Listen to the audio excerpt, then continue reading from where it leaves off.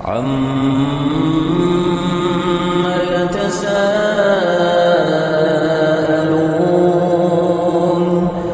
عَنِ النَّبَإِ الْعَظِيمِ الَّذِي هُمْ فِيهِ مُخْتَلِفُونَ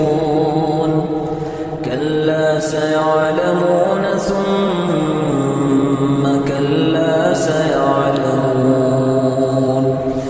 أَلَمْ نَجْعَلِ الْأَرْضَ مِهَادًا